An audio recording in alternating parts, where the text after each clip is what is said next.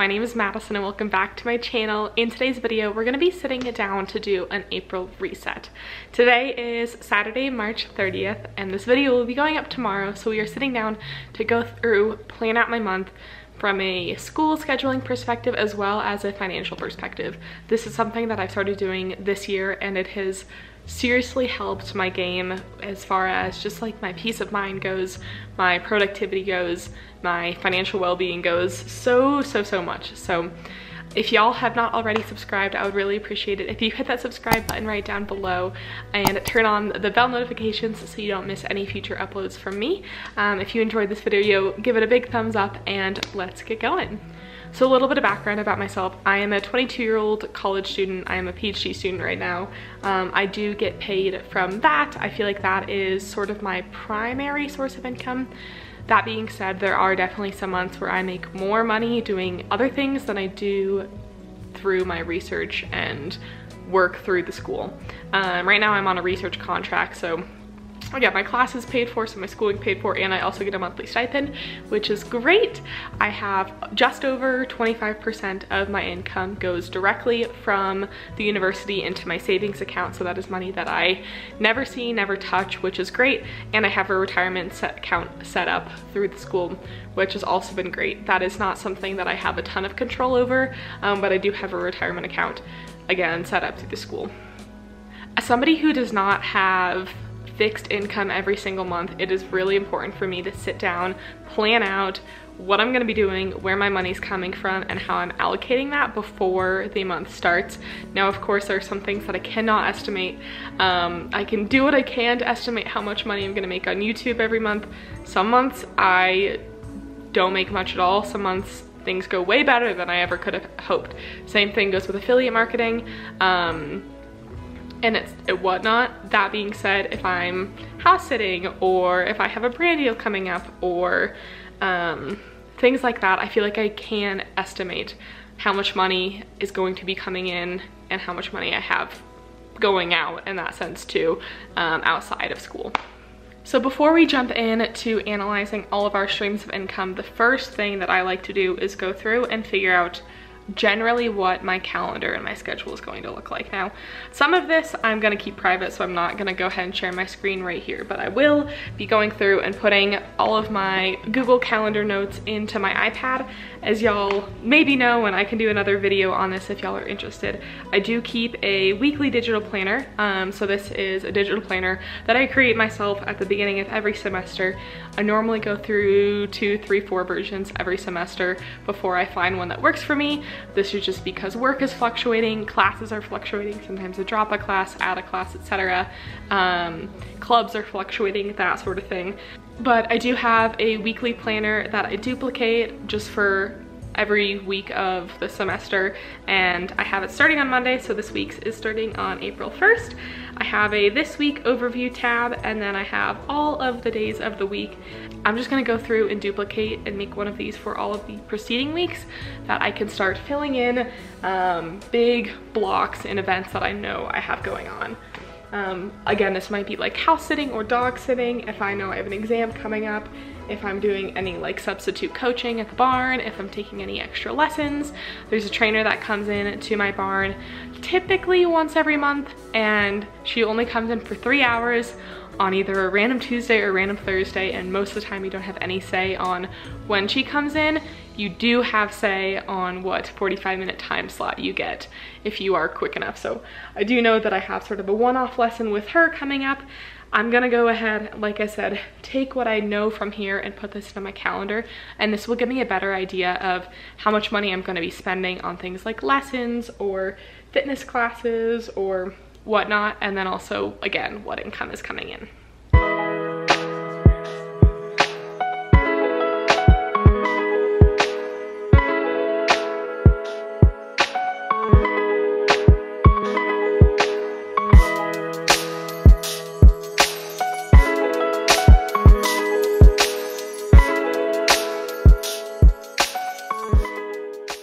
Now that I've gone ahead and done that, I'm gonna go through my calendar again, and this is sort of something I have a running tab already going, but I have a note in my phone. Ooh, that was beyond overexposed. I have a note in my phone here where I keep track of all of my upcoming like one-off work gigs. So I'm currently in the middle of house sitting, and I will be for another week or so. I have some babysitting coming up. I have a substitute lesson in a few weeks coming up, and then I also have a few extra work events.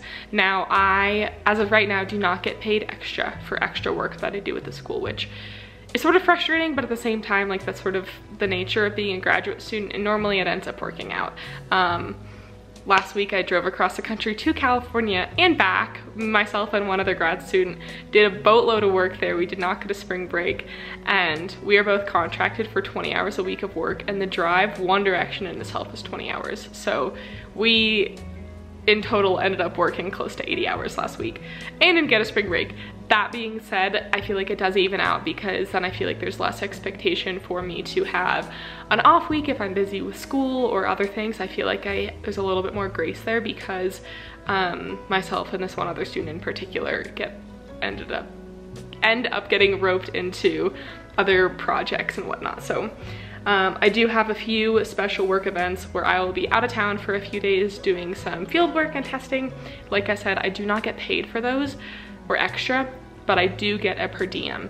For example, I was out in Ventura County in California last week, and per diem in Ventura County is $74 a day. So for every full day that I was there working, I got $74 given to me for food allowance. Now, if I spent $5 on food that day, I could pocket the rest, which is great. So there's some incentive there to be a little bit more like frugal and conscientious of the money that I am spending, especially on food. And I'm a college student, and half the time I'm like sweaty and dirty and gross doing this like sometimes very laborious field work where I don't really care if I go home and eat a fancy meal.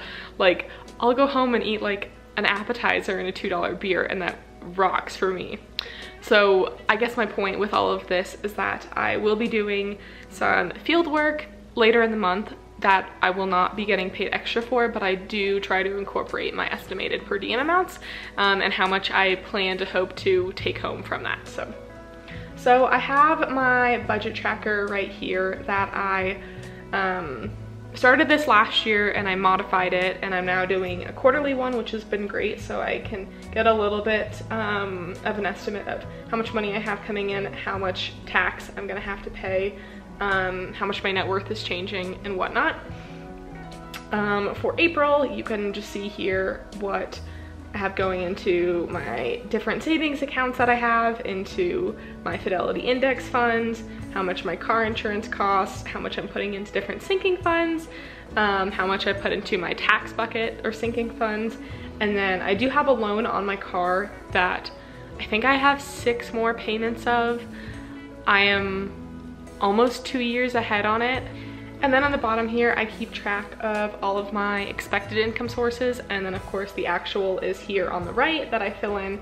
So this is like my research stipend, the barn that I work at, if I'm doing any extra work there, how much I can expect from like babysitting type gigs, pet sitting. I always give myself a selling goal. So if I'm trying to either sell some plants or get rid of some things, sell some things on like Poshmark, Mercari, etc., I try to give myself a sales goal to sort of just like keep it in my head that I should be trying to get rid of some items as I am consuming, because inevitably, knowing myself, I'm gonna buy some things. If I'm doing any tutoring, helping with horse shows, and then what I can sort of estimate for AdSense and affiliate, which that totally fluctuates. Sometimes like this is way lower, sometimes it's way higher. And the last like 48 hours alone, I've made a few $100s on some affiliate marketing, which blows my mind, because then earlier this month there was like a 2-week period where I did not make a penny. So the last thing I want to add in here is per diem. So I get a full day's worth of per diem for days that I am there the entire time.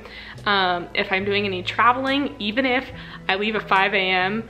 or I get back at midnight, I still don't get a full day's worth of per diem, which is frustrating. You get 3/4 of a day. So I for sure on the calendar have 6 days that I am likely going to be out of town, 4 of those being 3/4 days. So we can do 4 times 0.75 plus 2, so 5 full days worth of per diem.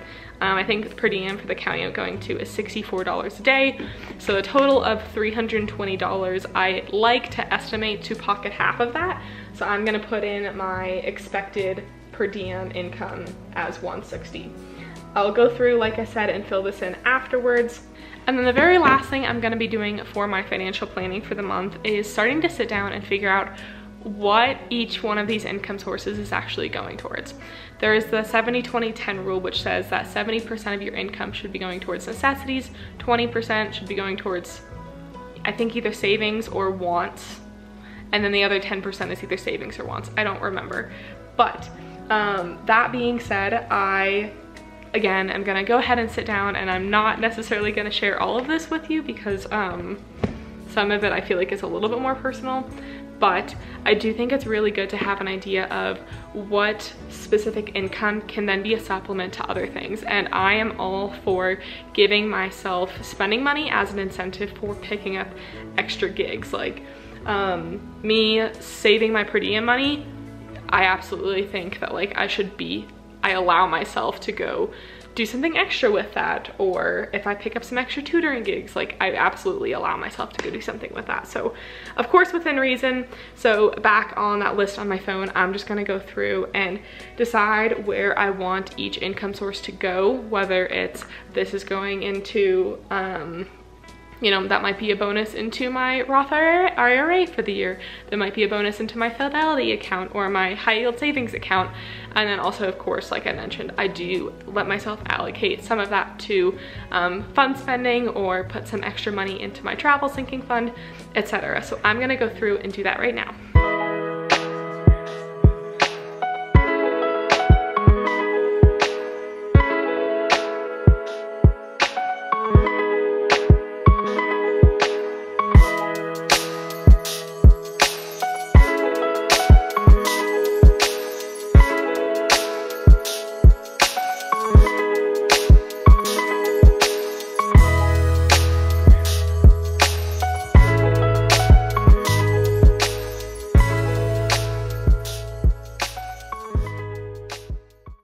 So before we conclude today's video, I just wanted to again point out why I think financial planning is so valuable, especially as a college student or somebody with maybe less income than somebody my age with an aerospace degree typically would be having.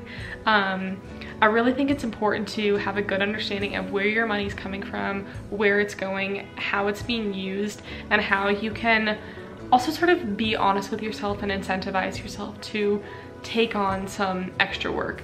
I am somebody that, like I said, really likes to reward myself for going out of my way to come up with more income, right?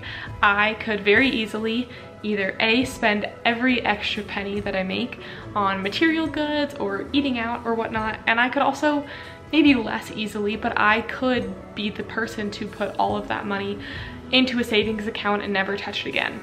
But at the end of the day, I feel like balance and moderation is really important if I want this to be sustainable. If I want, you know, seeking other income sources to be something that's sustainable, there's also got to be some immediate incentive for me right now. Because the fact of the matter is, and I don't want to sound like conceited or whatnot, but once I have my PhD and I have a job, I likely won't be making very little money. I'm gonna have a much more, or I will be in a better financial place to have a much more cushy lifestyle a few years down the line. So it could be so easy for me to sit right here and say, I'm gonna save none of what I'm making because I'm gonna be making so much in a decade that my savings won't matter. But I think it's important to plan for the worst, but it's also, like I said, I feel like I'm talking in circles. It's really important to strike a balance that is healthy and sustainable and find what works for you. And right now, what works for me is allowing myself to have some flexibility with the extra income that I have coming in, because there are so many other students my age, other PhD students, that don't have other income sources. And if I, like I said, can find a balance between the two, that's great. So I feel so much better for the month now that I have a better understanding of what my timing is going to look like as far as school and classes and other gigs that I'm picking up, and then of course where my money is coming from and how much money I'm allowing myself to spend given my estimated income. A few things I do want to point out that I did not mention earlier, and I highly recommend that you do this too. I mentioned that I have part of my grad student stipend that goes directly into a savings account, which is great. I also have a few of my affiliate payout sources that go directly into my savings account as well. This is great because I will randomly just get like $40 here, $60 there, whatever it is, that just goes into my savings account without me ever knowing until I go back and look at the end of the month at how much I made on my affiliate earnings. This is great because then it doesn't ever actually look like income to me. If I saw that come into my checking account and then I moved it, there'd be an internal debate of what do I actually want to do with this money. So y'all saw my monthly budget where I talked about my estimated earnings and my expected earnings, and then I also, in a separate page, decide where I want all of my extra income sources to go. I do not include things like AdSense and affiliate income because AdSense and all my affiliate income goes directly into my high yield savings account, which I love. So that being said, I hope you all enjoyed today's video. I'm sorry this is like such a not aesthetic background, but we're house sitting right now, and that's just the reality of what my life looks like at the moment. So I hope you all enjoyed today's video, and I will see you all in just a few days with another one. Like I mentioned, if you have not already subscribed, I really appreciate it. And if you have any video ideas or suggestions that you want to see from me, I would really appreciate it. I really lean into feedback from y'all, and I love to make content that you're excited to watch and that I'm excited to film. So a little bit of a two-way street there, but like I mentioned, I hope you all have a very great day, and I appreciate you watching. I hope you learned something, and I hope this sparks a little bit of inspiration for some of your monthly financial planning in the future. So have a good one. Peace out. Bye.